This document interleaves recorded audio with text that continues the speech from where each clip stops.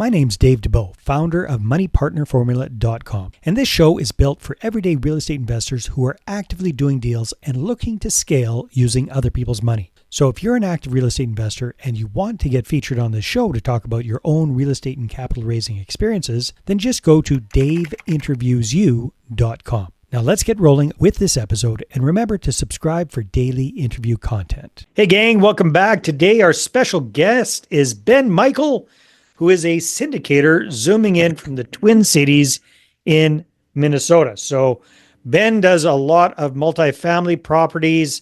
He's keeping the portfolio tight, close to home, so he can manage things and keep an eye on things.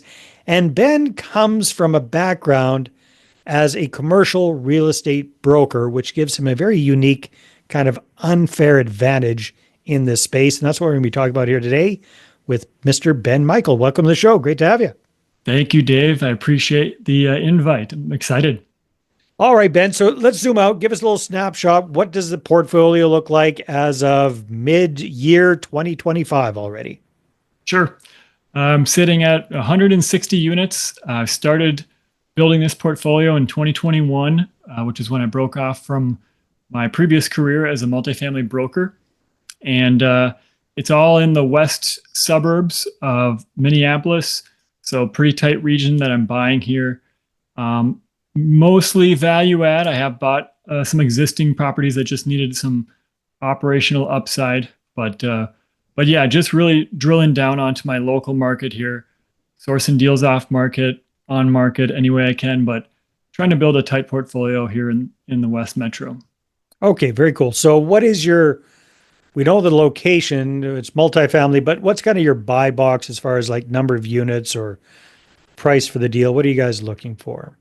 I'm looking for anything between 5 and 15 million. So I'm usually a solo GP, just doing these deals myself, raising money with my past clients, my brokerage clients, as my investors. But if I find a deal that needs a little help, I need a little help with signing on the debt or raising the money, I might bring in another GP. So yeah, 5 to 15 million. Okay, very cool. So how many different communities do you have on the go right now? Different properties do you have on the go? 4 properties. Yep. Very nice. Okay. All right. And we were talking a little bit earlier that one of the things that you're able to bring over from your life as a commercial broker is the ability to go direct to sellers to find good deals. So maybe unwrap that for us a little bit here, Ben, as far as how you do that for finding your deals these days. Right. So a broker all day long, they're just reaching out directly to sellers, trying to get in touch with them, trying to win the deal. So when I decided to turn into a buyer, I just kept on doing the same thing. First, I let all the brokers in my market know that I'm buying, but I just kept on cold calling, reaching out, sending letters, and keeping a database of all my leads and just doing the same process that I used to do as a broker, but doing it to buy deals. So the 4 properties that you've currently got, did you get all 4 of those through your own efforts, or did a couple of those come through other brokers? How's that look? A mix, some directly, some with a broker. No, what I would say is early on, back when prices were higher, going directly worked a little bit better because my offers were really impressive to the sellers.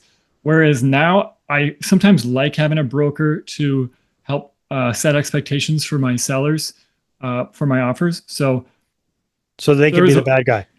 There was a while where, yeah, exactly. There's a while where a lot of my deals were from their brokered deals because prices were declining, and that's just what happened. But I'm kind of getting back to off market now. I think most sellers understand what interest rates did to the market. Prices are a little down. Maybe they've gotten some offers already to reduce their standards. And so now I'm pedal to the metal back to off market. Okay, very cool. So what would be, being on both sides of things, both as a broker and as a buyer, what might be a tip or two you would have for buyers in order to work more effectively with brokers? Sure. Well, first of all, you need to reach out to every broker in your market. Okay. There's no such thing as one broker who can bring you all the deals in your market. So you need to. So no exclusivity. Don't sign up for Not at anything all. exclusive. Yeah. And don't bring a broker with you either. So reach out directly to every broker in your market. Reach out to them quarterly.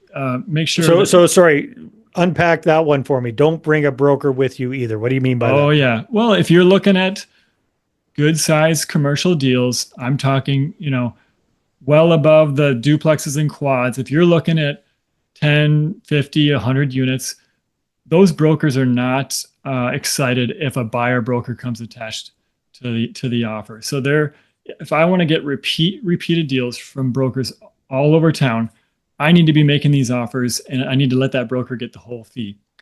Got it. So that they don't have to split their commission with another broker, basically, is giving them a bigger Right. piece of the pie. Yeah, they Okay. might allow you to split the fee on this one deal that you do with them, and then you're going to notice they're not calling you anymore because they have Uh, other buyers they can deal with. yeah. No, it's just common sense, but thanks for explaining that to us. All right. So sorry, I interrupted you there.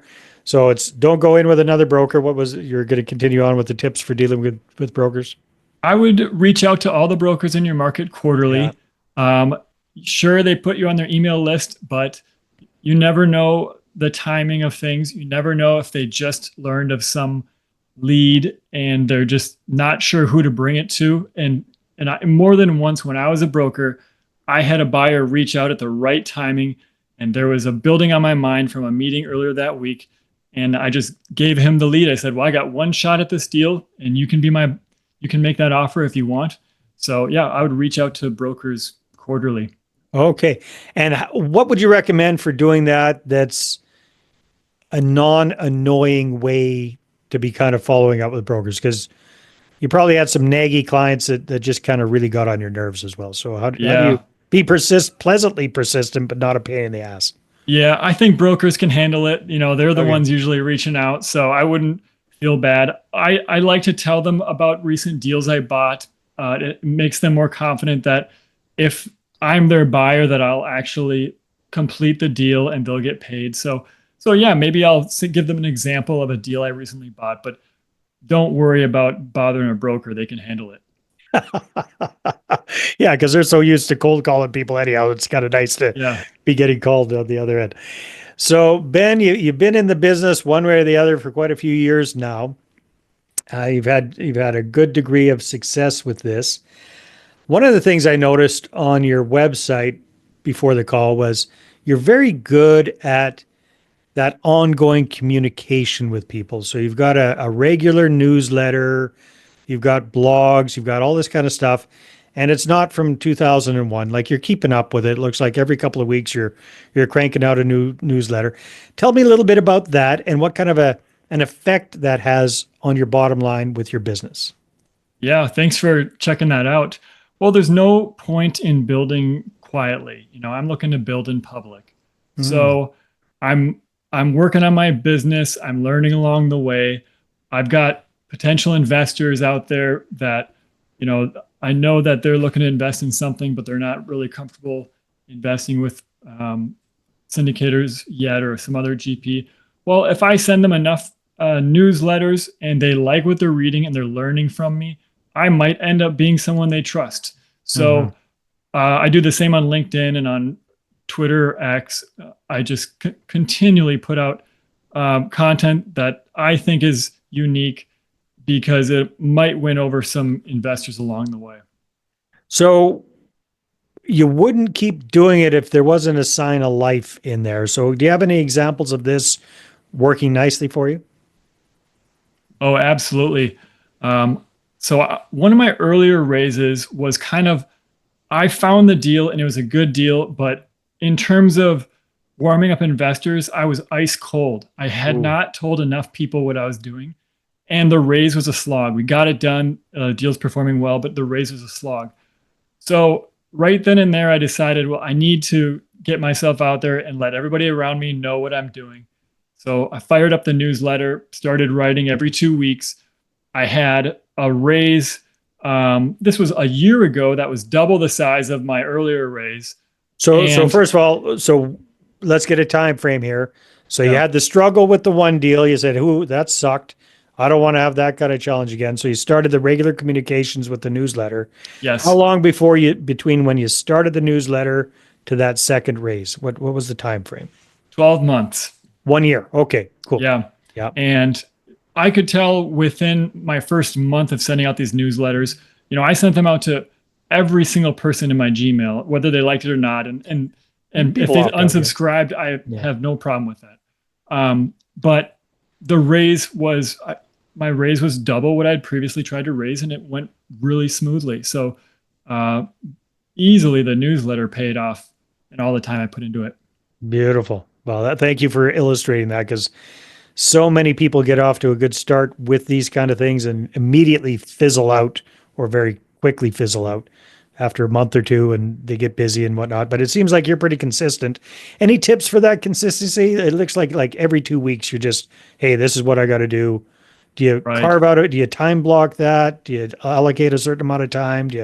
What are some tips for having a good newsletter? I do.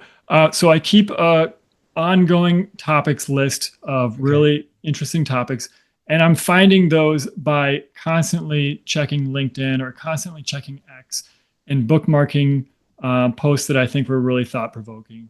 So it really might have not been my idea what I'm talking about this week, but somebody brought it up a week or two ago, and I expanded on it. And obviously, it's my own writing, and I'm Yeah. I'm putting my own thoughts out there on it, but I'm just constantly trying to take in information.